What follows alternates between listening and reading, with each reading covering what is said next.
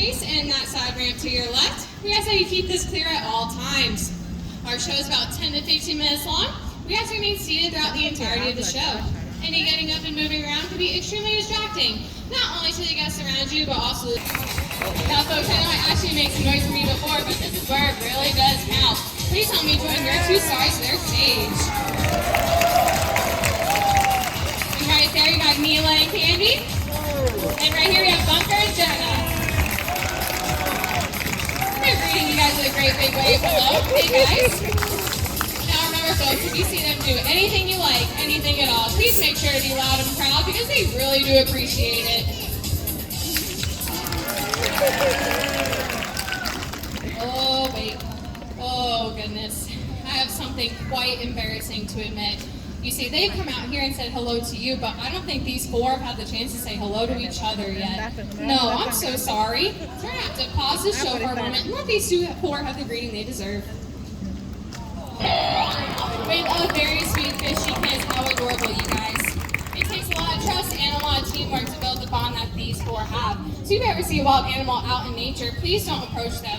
In fact, by law, you should remain 150 feet away from any marine mammal. Now we know it can be difficult to tell the differences between California sea lions like your star Bunker and Mila, but we also have some great harbor seals at the front of the aquarium, and I know Mila and Bunker are quite the experts, and they're going to help us tell those differences today. Now that first difference can be found in their ears. California sea lions have an external ear flap called penne, and they're pointing that out on the side of Bunker and Mila's head. Now you see, grand harbor seals do have ears, but they have an internal ear.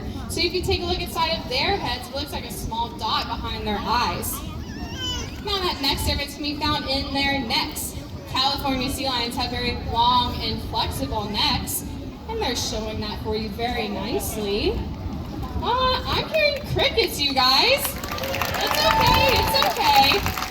You see, Bunker and Mila's neck is so long and so flexible, they can touch their nose all the way to their back. That's right, folks, what flexibility. Now you see, grand harbor seals do have necks, but they're not nearly as long or as flexible.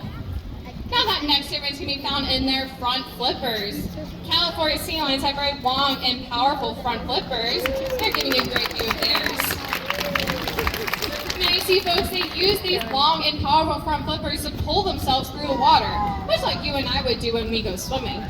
Grand harbor seals, however, they do have front flippers, but they're not nearly as long or as powerful, so they use it in the opposite manner to steer themselves through the water. But to further demonstrate their long and powerful front flippers, they're going to attempt a front flipper stand. I don't know, folks. The louder you clap, the more they'll stay up there. So what do you guys say? Let's give a round of applause.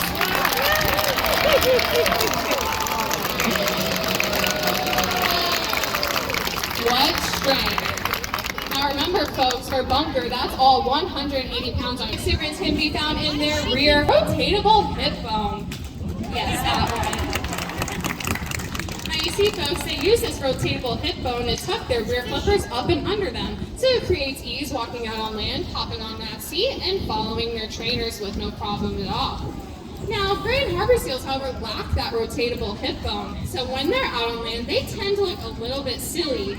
Now, Bunker and Mila told me they are quite the experts in it. They've been to the front of the aquarium, and they've come up with quite a funny impression. So Mila and Bunker, when you're ready, can you show us that impression? That's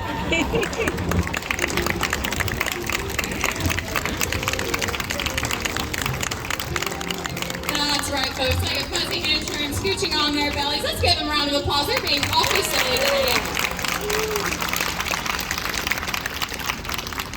Now that we pointed out some differences, feel free to check out the front of the aquarium or get closer to the sea lion habitat later and see if you can point out those differences for yourself. Quizás lo sacan después. Now, here at the Long Island Aquarium, we like to keep our animals mentally and physically stimulated. Basically, what that means is much like you and I would go to school to learn a new math problem. It's like Mila and Bunker learning a new behavior. Or like how you and I would go to the gym to get physically fit. That's like Mila and Bunker doing a higher energy behavior. Now, I know their favorite way of being physically fit is by dancing. So I don't know about you guys, but do you want to see them dance today? Yeah!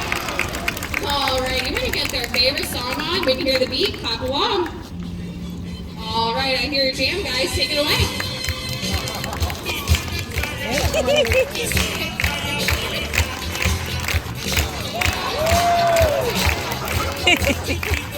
Qué bonito le hace.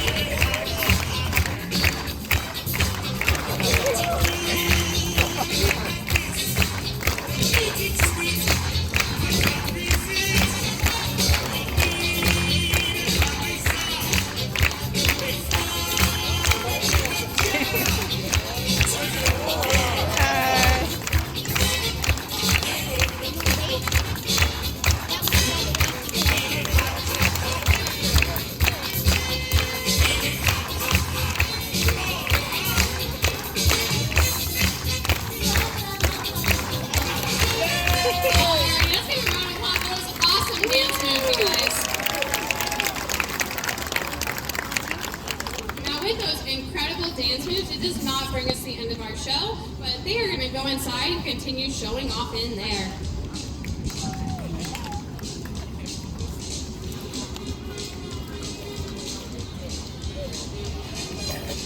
I heard the long run of these California sea lions like Neil and Bunker act as ambassadors. Bunker had something to tell me before she had to do that high dive. So, Bunker, what do you have to say?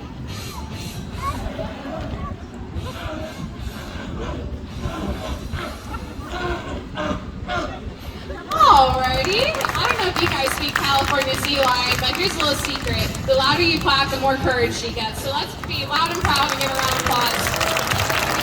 Alright, Bunker, can we see the high dive? And off she goes. What a brave sea lion she is. Now here at the Long Island Aquarium, we get a very popular question, and that is, how do we train all the amazing behaviors that you guys have seen throughout the show? And to answer your question, it's a simple but important skill called targeting. And basically what that means, we train them to have their nose touch our fist and hold it, and Candy's pointing that out very nicely with Mila. And then once they're comfortable doing that, we can transfer it to some training tools, like a red and white buoy on a stick called a target pole, like that one right there. And then when they're comfortable with that, we can transfer it to their favorite toys, like that colorful ball suspended high in the air. And we can move these objects around and shape some pretty cool behaviors like jumping.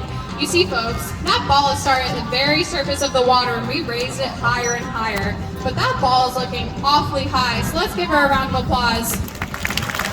All right, Mila, can you touch that ball?